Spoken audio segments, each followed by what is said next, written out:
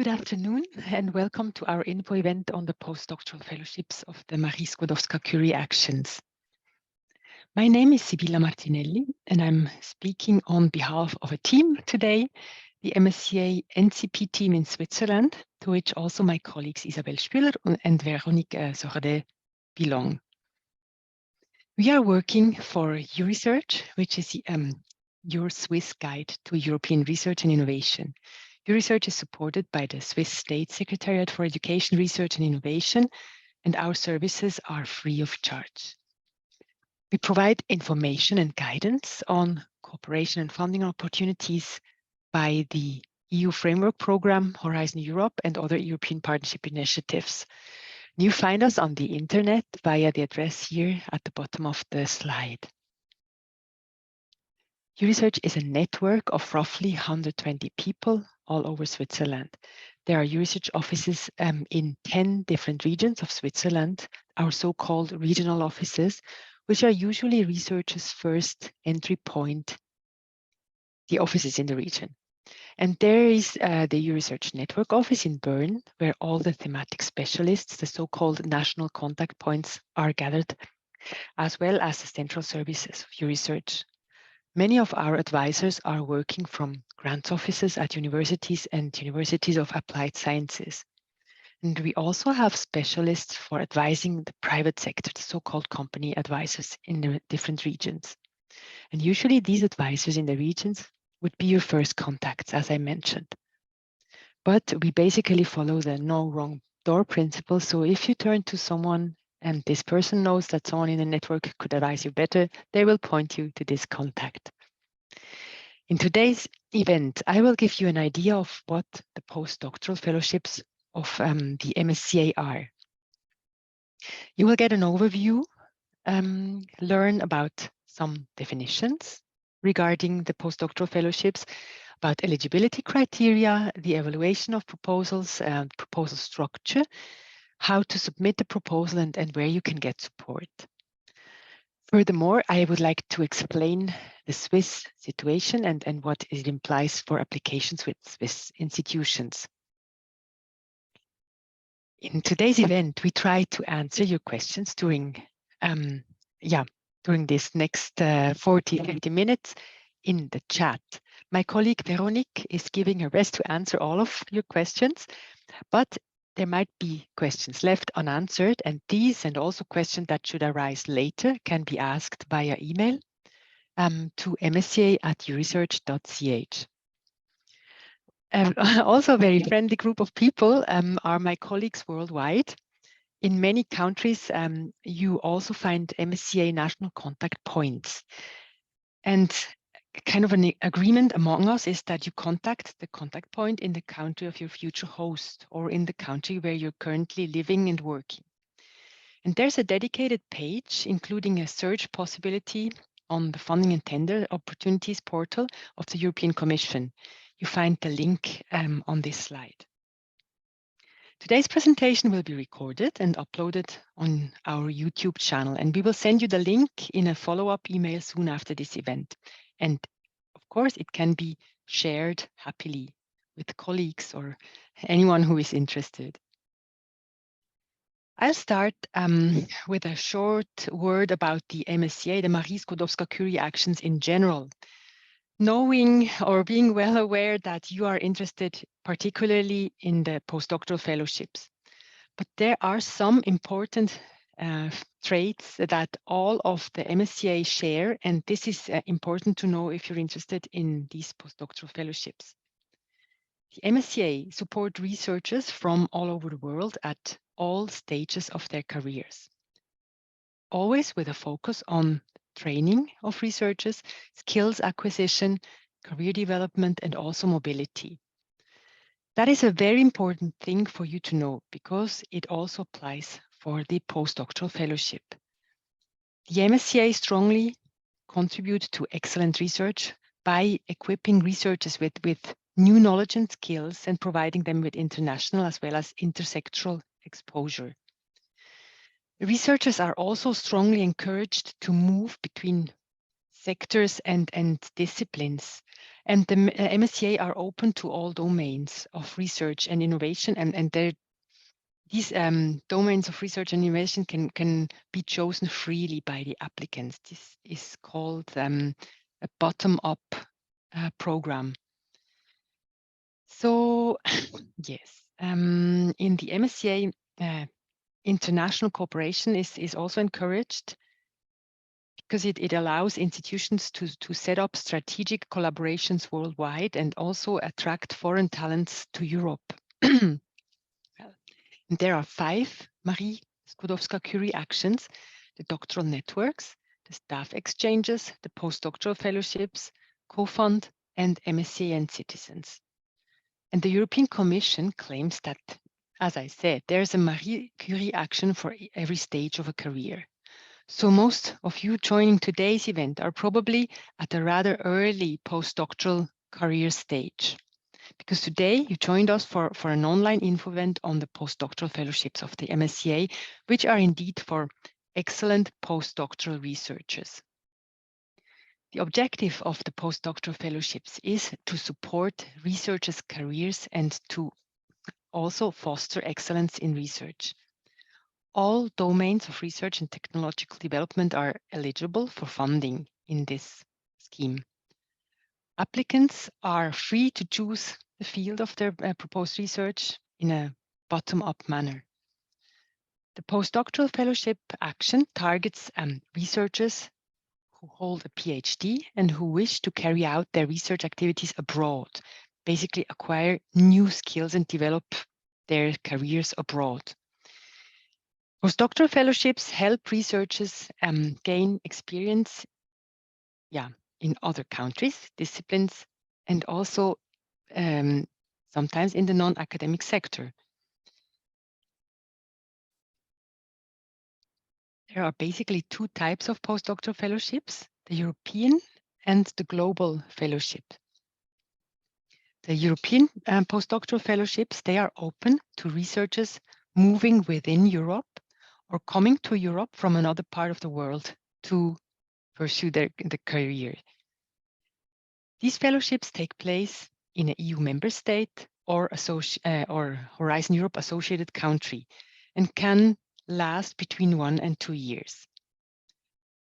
Researchers of any nationality can apply to the European fellowships.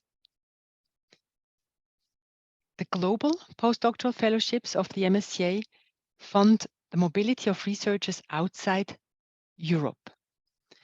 The fellowship lasts between 2 to 3 years, of which the first 1 to 2 years will be spent in a non-associated third country, followed by a mandatory return phase of 1 year to an organization based in an EU member state or country associated to Horizon Europe.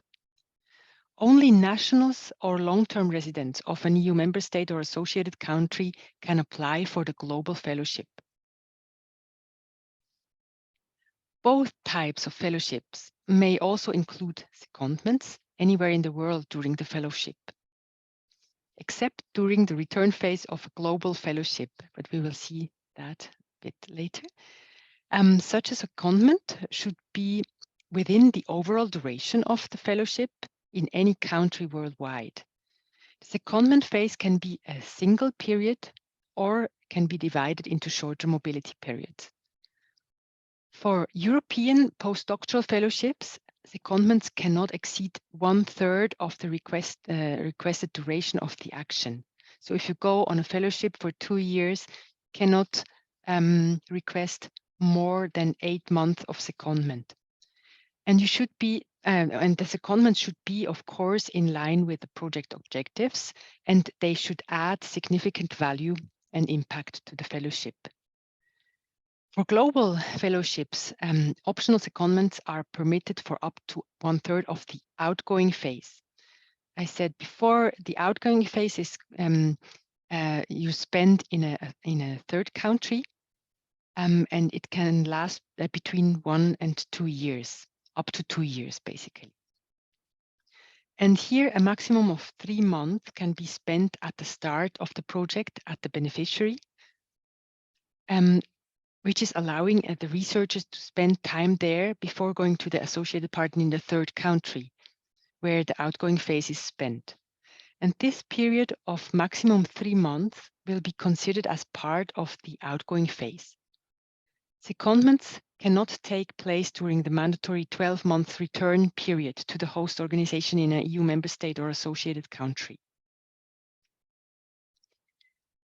There are other stays away from the original host institution possible in an MSCA Postdoctoral Fellowship.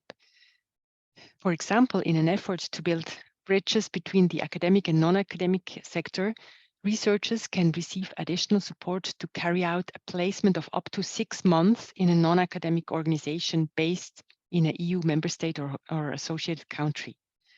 And this placement needs to take place at the end of the fellowship in order to work on a research and innovation project in an organization from the non-academic sector. And this organization needs to be established in an EU member state or associated country. While this possibility is also available to fellows recruited in the non-academic sector who already spent basically their fellowship in the non-academic sector, such a placement must be implemented then at a different non-academic host organization, established also in an EU member state or associated country. And this placement serves as an incentive, aiming at promoting career moves between sectors and organizations, and thereby to stimulate innovation and knowledge transfer. And of course, also expand career opportunities for researchers. Secondments and non-academic placements are to be distinguished from short visits. Short visits imply mobility to another location outside the premises of the beneficiary, including internationally. But the work done there continues to be supervised directly by the supervisor at the host beneficiary. And short visits can only represent a very small part of the project duration. So the training activities that are implemented under such a postdoctoral fellowship, they should include also training for key transferable skills. And here on this slide, as an illustration, I share with you what Eurodoc published. Inside this document, there is also a list of transferable skills described. And the training activities, they should basically foster innovation and entrepreneurship as well. So it can be transferable skills related to commercialization of results, also intellectual property rights, but also communication, public engagement, and citizen science. And these training activities, they should also foster good scientific conduct, such as research integrity, and also they should promote open science practices. And in order to equip MSCA postdoctoral fellows with the skills that enhance and expand their career opportunities inside and outside academia, a career development plan should be established. And this should be done jointly by the supervisor and the researcher. In addition to research objectives, this plan can comprise the researcher's training and career needs, basically, including training, as I said, on transferable skills like teaching, planning of publications, participation in conferences, etc. And this plan, this career development plan, will have to be submitted as a project deliverable at the beginning of the project and can then be updated whenever needed. So who can apply? Researchers interested in the postdoctoral fellowships should have a PhD degree at the time of the deadline for applications. Applicants who already have a PhD and have successfully defended their doctoral thesis, but who have, this is the applicants who defended the doctoral thesis, but who do not yet formally have the doctoral degree, they will also be considered eligible. This is a question we often receive. So the defense of the thesis is good enough.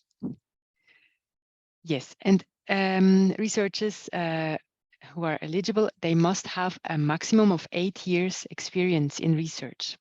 And this counts from the date of the award of the PhD degree.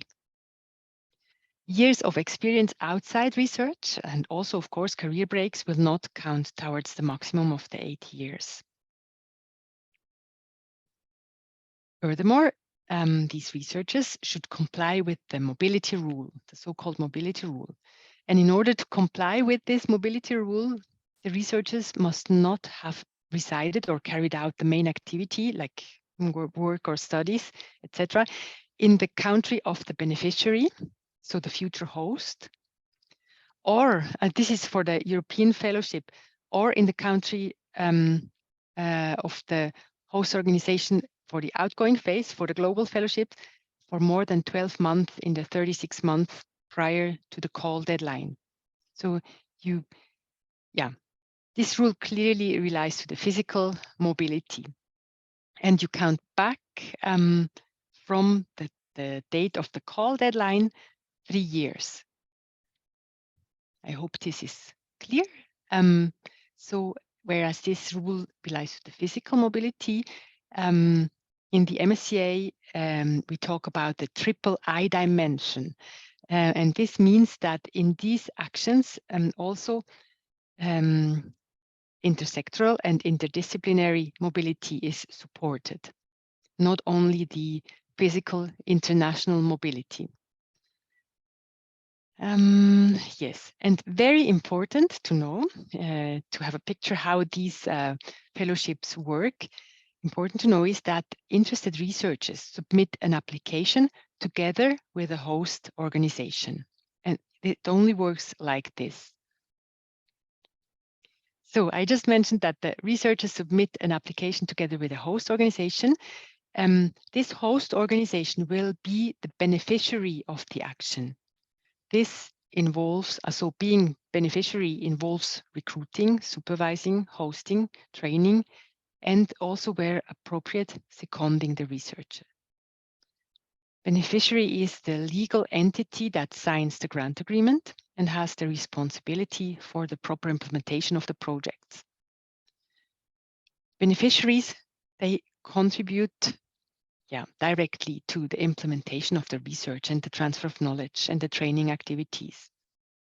Also, the supervisor of a researcher applying for a postdoctoral fellowship, the supervisor is appointed by the host institution, and the supervisor is in charge of properly supervising and guiding the researcher. Yes, the European Commission recently published guidelines on supervision that are available online.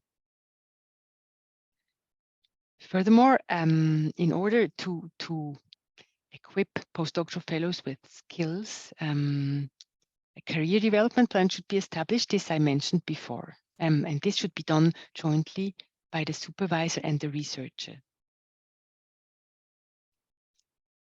In the MSCA Postdoctoral Fellowships, it is possible to work part-time for professional as well as for personal grants. Any supplementary activities carried out part-time in parallel with the action, with the project, must be agreed upon by the researcher and beneficiary and must be approved by the project officer.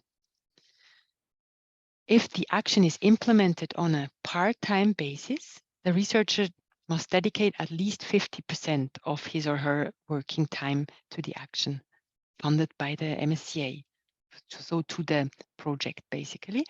The beneficiary will report costs as pro rata of the applicable full-time unit contributions.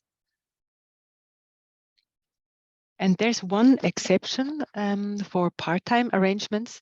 They are not allowed during the outgoing phase of the global fellowship. So in case you do not yet have a host institution or an idea of where you would like to spend your fellowship, I would like to encourage you to check out the matchmaking platform that was developed in the MSCA Net project, which is an EU project that we at Euresearch are coordinating. I put the link on this slide.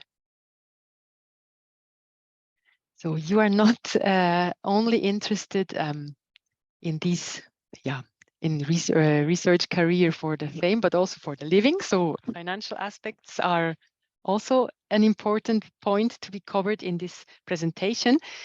And here I start by highlighting that the financial management of MSCA, of the Marie Skłodowska-Curie Actions, differs considerably from other research projects on the Horizon Europe.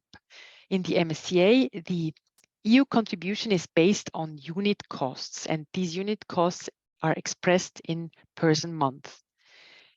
And the budget will be automatically calculated from the information that you provide in the proposal in part A, using the rates and coefficients that you will find in tables in the work program.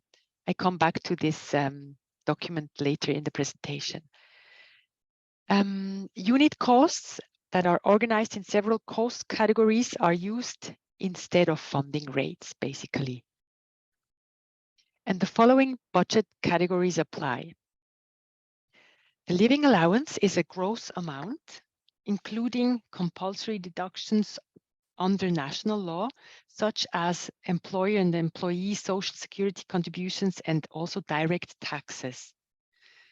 Beneficiary must recruit the postdoctoral researcher under an employment contract or under an equivalent direct contract with full social security coverage.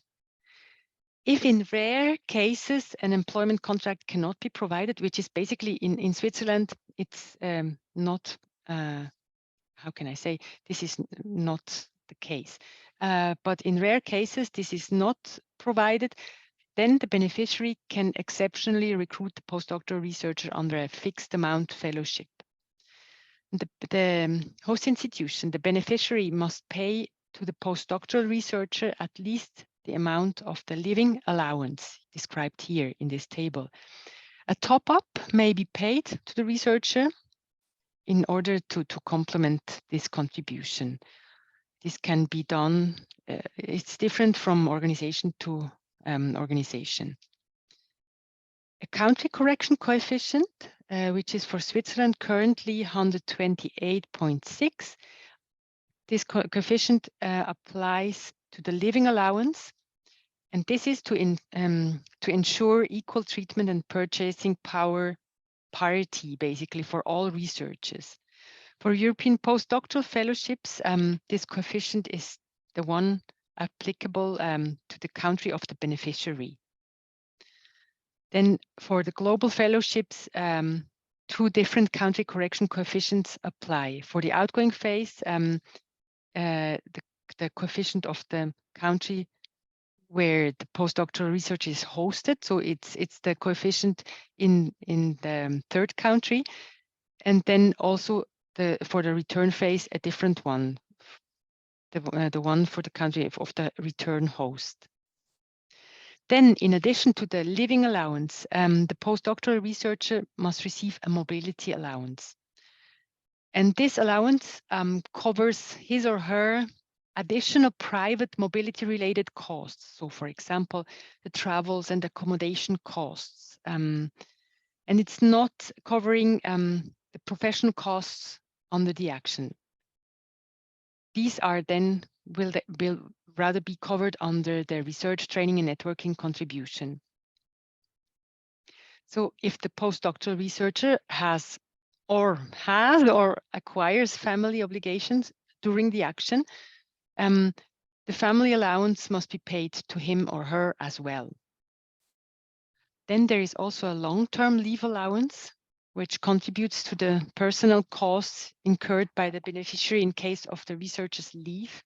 And this can include maternity, paternity, so a parental leave or sick or special leave, longer than 30 consecutive days. Then there is the special needs allowance, which contributes to the additional cost of the acquisition of special needs items and also services for the researchers with disabilities. Both the long-term leave and also the special needs allowance, they can be requested when the need arises. Okay, now we come to the institutional unit contributions. There we have the research, training and networking contribution, which should cover, for example, the costs for training and networking activities. Participation in conferences, for example, or lab material, books, library records, things like that. But also, of course, research expenses, but also visa-related fees or travel expenses that are job-related, research-related.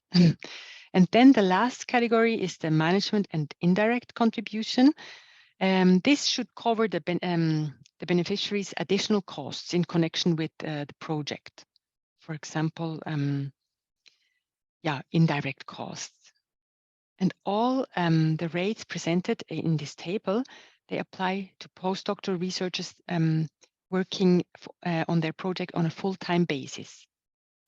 And as I said, researchers may, in agreement with supervisor and project officer, implement their project also on a part-time basis.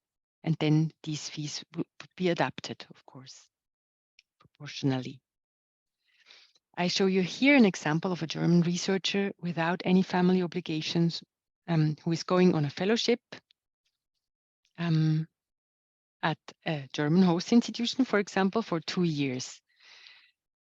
This is what he or she will get. The researcher costs will sum up to roughly 130,000 for the 2 years, and the institutional costs will amount to roughly 30,000 euro for the 2 years.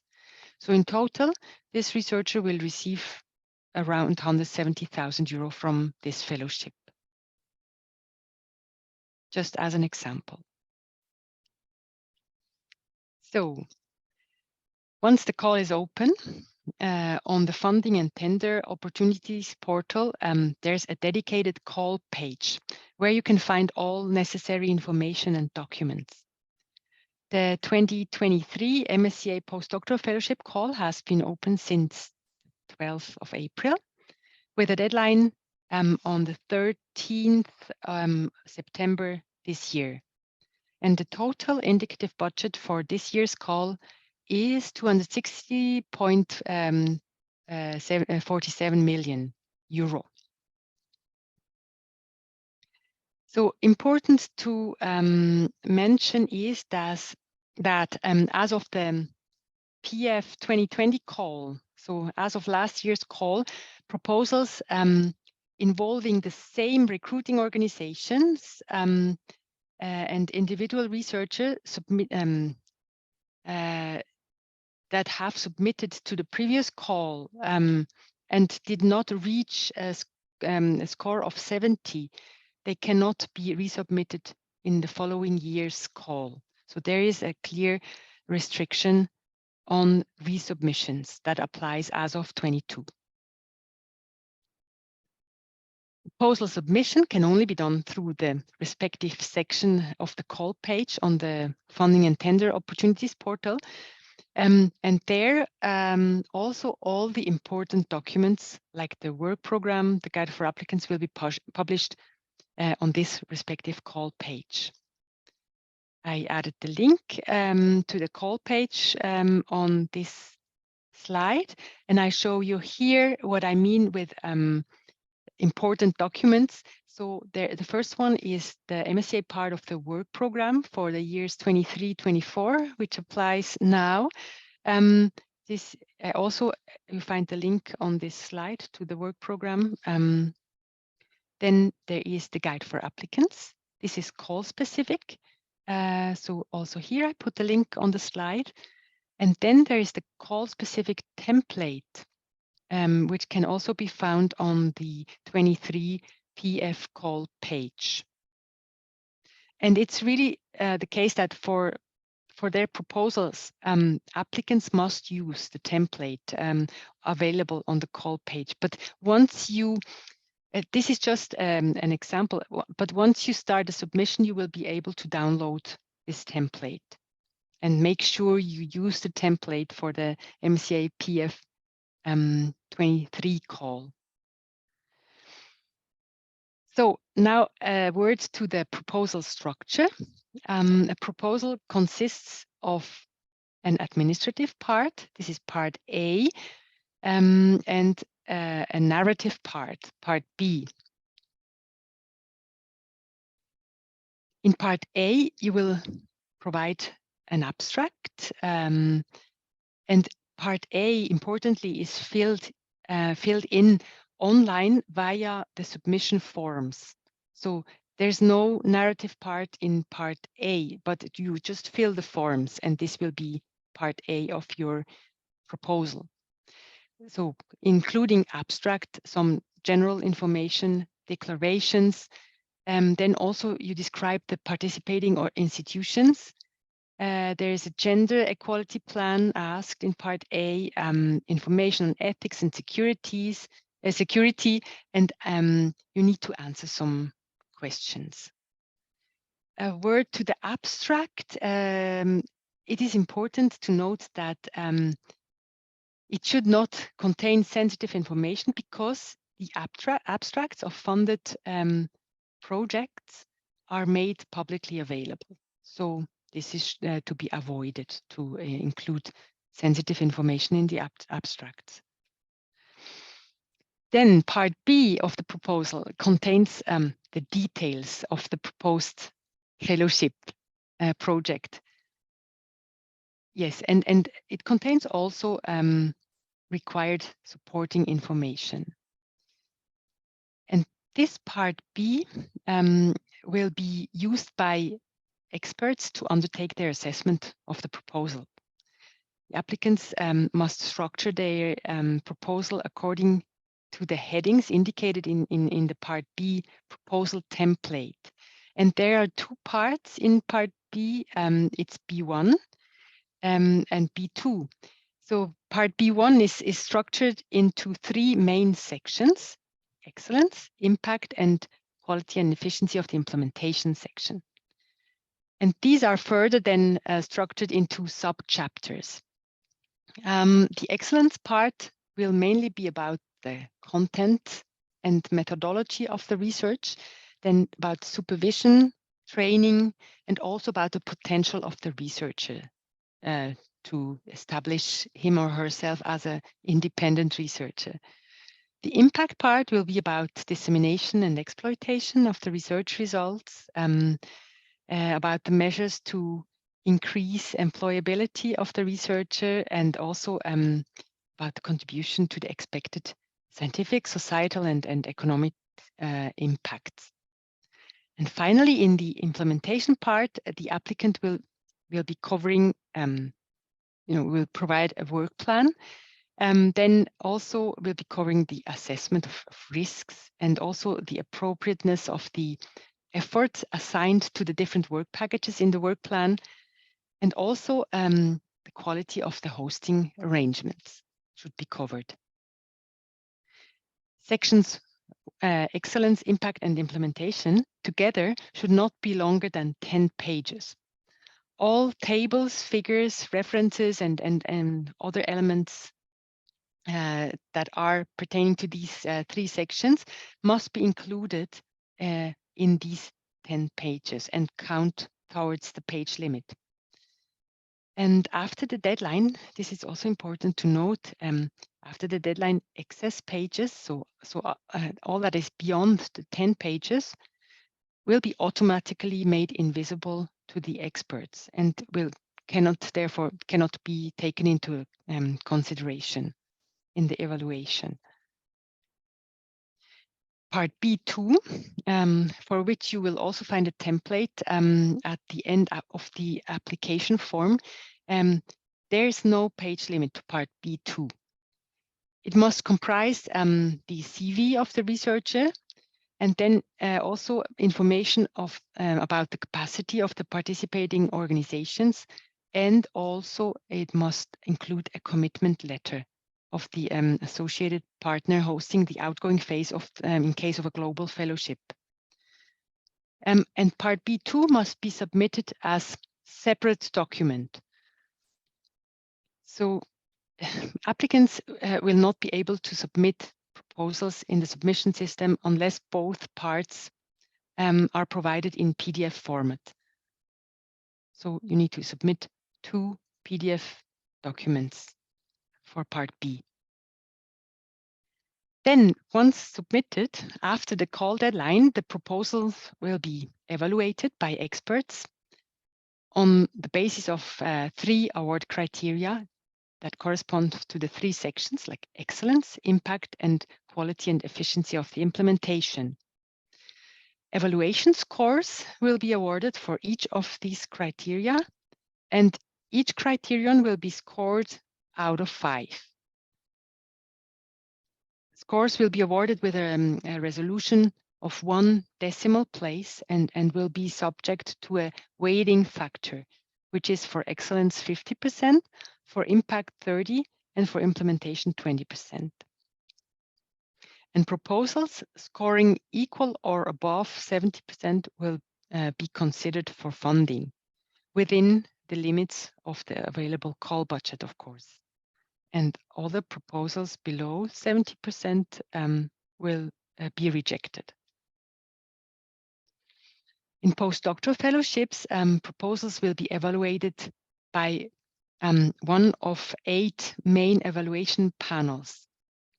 So there is chemistry, social sciences and humanities, economic sciences, information science and engineering, environment and geosciences, life sciences, mathematics, and physics. And the proposals are evaluated by at least 3 independent external expert evaluators. Each panel will establish 2 ranked lists, one for European and one for global fellowships. And the European and the global fellowships will have separate budgets. And the distribution of the available budget will be proportional to the number of eligible proposals received in each main evaluation panel. I hope this is clear. If the budget allocated to any panel exceeds the requirements of all proposals that are positively evaluated in that panel, the excess budget will be reallocated to the other panels based on the distribution, as above. Equally, if the allocated funding to a panel is not sufficient to fund the highest ranked proposal in that panel, the necessary budget will be transferred from the other panels based on the distribution, proportional distribution, so that it can be ensured that the highest ranked proposals can be funded. After the deadline, the Research Executive Agency organizes the evaluation process. And the experts evaluate each proposal against the award criteria that I described briefly. And then after the completion of the evaluation, the Research Executive Agency informs the applicants about the results of the evaluation. And the evaluation phase lasts up to 5 months from the call deadline. And if you want to know more about how these proposals are evaluated, there is a document summarizing this very nicely. And this document, I put the link on this slide. It can be found following this link. Then once the applicants are informed about the evaluation results, the Research Executive Agency launches the grant agreement preparation process together with the successful applicants. And the grant agreement between the agency and the project partners, so the hosting institution, is then being concluded. And generally, parties sign the grant agreement within 3 months, basically. So now you know a bit more about the MSCA Postdoctoral Fellowships of the EU. Let's look at the Swiss situation briefly. As a non-EU member state, Switzerland has to negotiate its association to Horizon Europe, this framework program of the EU. And you might have heard that since the start of Horizon Europe, this has not been possible so far. And still, political negotiations are ongoing, but the situation did not move a lot in the last few months. But Switzerland expects to be able to participate in Horizon Europe as an associated country sooner or later, and is still committed to this objective. But still, currently, Switzerland has the status of a third country, not eligible for EU funding. If you would like to have more information on this topic, I advise you to check out the dedicated web page by the State Secretariat for Education, Research and Innovation, which is very useful and is updated on a very regular basis. And I also put the link on this slide so that you have direct access there. So due to the political situation, the applicants based in Switzerland or with hosting institutions based in Switzerland. No, okay, how can I explain that? It is not possible to apply with a hosting institution beneficiary based in Switzerland.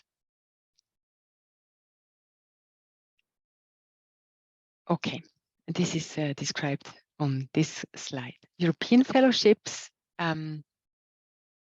with Swiss host institutions are not possible. So Swiss institutions cannot be beneficiaries in the Postdoctoral Fellowship 23 call. And it's a bit awkward new position that currently Swiss institutions are eligible to host the outgoing phase of a global fellowship. So regarding eligibility, also a further consequence of Switzerland being currently a third country that is not eligible for EU funding is that researchers with Swiss nationality are not eligible to participate in global fellowships.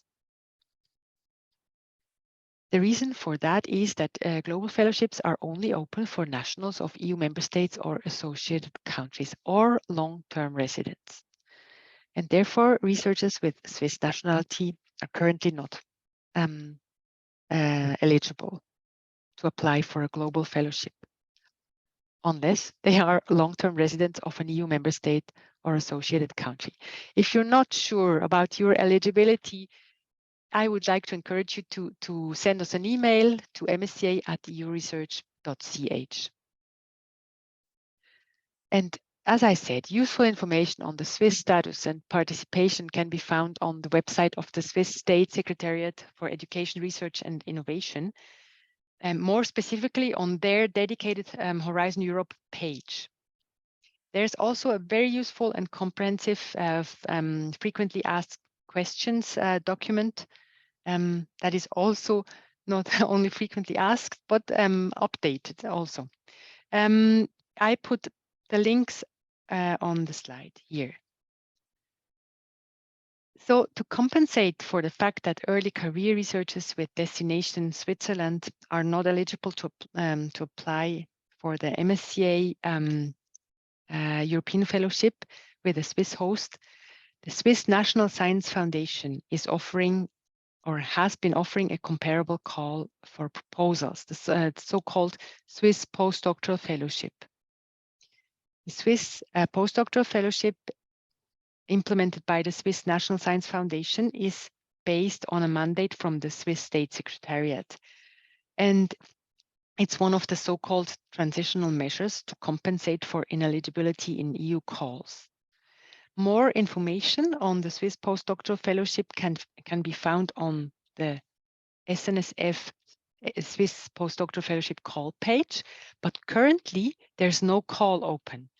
The last year's call had a deadline last December, and funding decisions will be expected to be communicated in June this year. There's currently no call open, but it's likely that there will be another Swiss Postdoctoral Fellowship in 23, but no guarantee for that so far.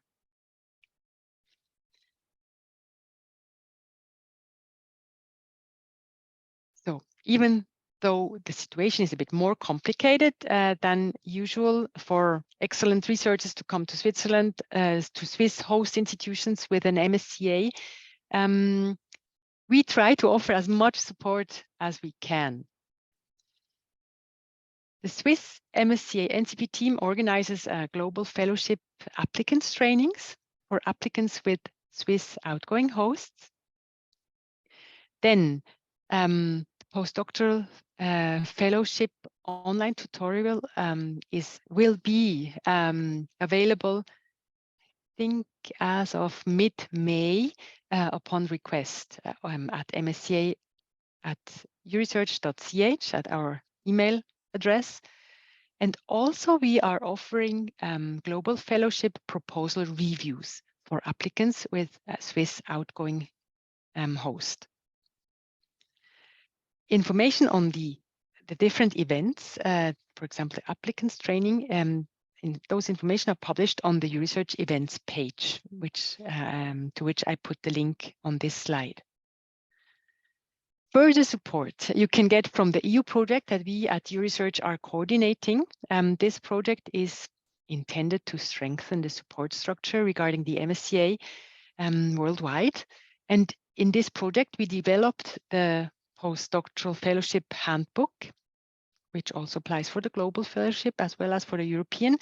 And then also we developed the matchmaking platform that I mentioned earlier, which can also be very helpful in case you do not yet have a host institution. And there's also a self-assessment tool that is meant to assess your knowledge of the MSCA by quizzing you playfully with randomly selected questions. So this can contribute to preparing a competitive proposal. So I encourage you to check out the MSCA Net website.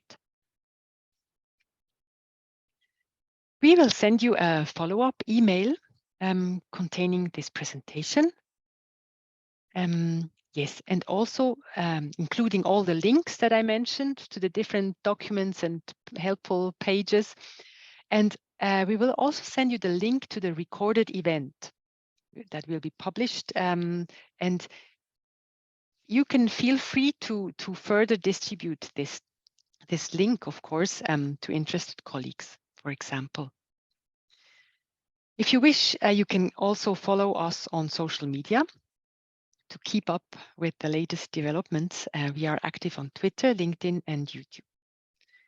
If you prefer targeted information, you can create a user profile, selecting keywords so we can send you very targeted e-alerts via email to keep you up to date.